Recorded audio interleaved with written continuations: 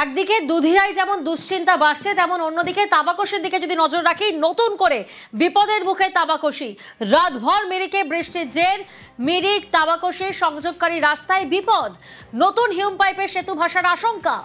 রাংভাং নদীতে জল বাড়ায় চিন্তা, বন্ধ করা হয়েছে অস্থায়ী সেতু দিয়ে গাড়ি চলাচল।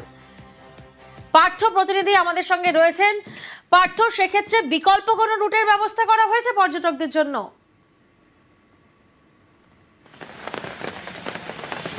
না, একটাই তো দেখো, রাংভাং নদীর স্রোতে কিন্তু এর আগে বিপর্যস্ত হয়ে পড়ে পুরো তাবাকশি।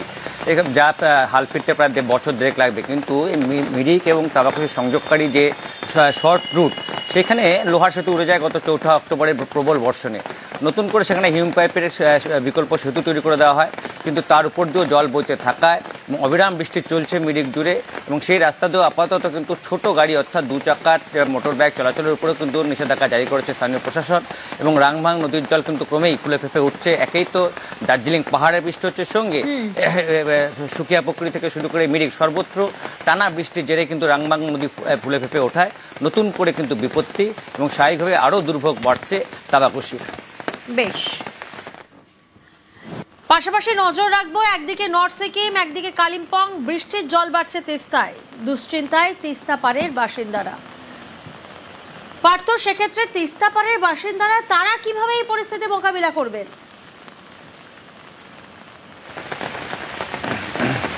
এখন ইতিমধ্যেই কিন্তু কালিম্পং জেলা প্রশাসন এবং শিপিং প্রশাসন তারা কিন্তু তিস্তা পাড়ের বাসিন্দাদের নিরাপদ জায়গা সরে যাওয়ার পরামর্শ দিয়েছে। কারণ আমরা জানি যে আগামীকাল পর্যন্ত কিন্তু ভারী থেকে অতি ভারী বৃষ্টির পূর্বাভাস থাকছে।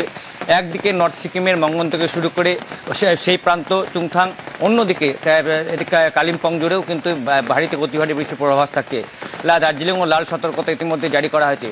স্বাভাবিকভাবে তিস্তা পাড়ের বাসিন্দা, বিশেষ করে তিস্তা বাজার একেবারে সেবক থেকে শুরু করে একবারে রংপো পর্যন্ত আমাদের এই সীমান্তে, আমাদের রাজ্যের সীমান্তে, সেখানেও যেমন তিস্তা পাড়ের বাসিন্দা সতর্ক থাকতে বলা হয়েছে। বিশেষ করে কির্নি থেকে রংপো এই এলাকাটা কিন্তু ক্রমেই ভয়াবহ রূপ নিচ্ছে, এবং তিস্তা বাজারেও কিন্তু জলস্ফীতি বাড়ছে ক্রমে, এবং বৃষ্টি থামার কোনো লক্ষণ নেই। উল্টে বৃষ্টির পরিমাণ কিন্তু সন্ধ্যের পরে আরো পাশাপাশি যে ছবি আমরা এই মুহূর্তে দেখতে পাচ্ছি, কালিম্পং এর 29 মাইল সেখানে ধস, অর্থাৎ বাংলা সিকিম লাইফ লাইনে ধস। কালিম্পং এর 29 মাইলে ধস, ধীর গতিতে চলছে গাড়ি, চলছে ধস সরানোর কাজও, যার জেরে ব্যাপক যানজট 10 নম্বর জাতীয় সড়কে। পার্থ, সেক্ষেত্রে কি কি পদক্ষেপ নেওয়া হচ্ছে এই মুহূর্তে?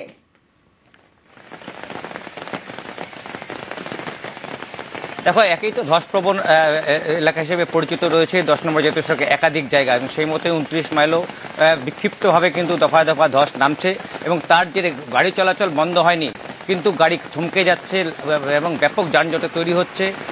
সেখানে NHIDCL কর্মীরা রয়েছে, এবং দ্রুত ধস সরিয়ে আবারও যান চলাচলের উপযুক্ত করা হচ্ছে, এবং অত্যন্ত ধীরগতিতে গাড়ি চলাচল করছে। আর তাতেই একই তো প্রবল বৃষ্টি হচ্ছে পাহাড় জুড়ে, এবং যেসব ধসপ্রবণ এলাকা রয়েছে 29 মাইল তো বটে, অন্যান্য ধসপ্রবণ এলাকাতেও কিন্তু কোথাও ধীর গতিতে কোথাও একমুখী যান চলাচল করছে। সেক্ষেত্রে কালিম্পং জেলা প্রশাসন কিন্তু বিকল্প রুট, অর্থাৎ কালিম্পং থেকে যে আলগাড়া লাভা হয়ে গরুবাথান এবং সেবক হয়ে শিলিগুড়ি যে সংযোগকারী যে রাস্তা, সেই রাস্তা দিয়ে কিন্তু চলাচলের পরামর্শ দিয়েছে কালিম্পং জেলা প্রশাসন। কেননা এই বৃষ্টি থামার কোনো লক্ষণই নেই, এবং আগামীকাল পর্যন্ত কিন্তু ভারী থেকে অতি ভারী বৃষ্টির পূর্বাভাস থাকছে। স্বাভাবিকই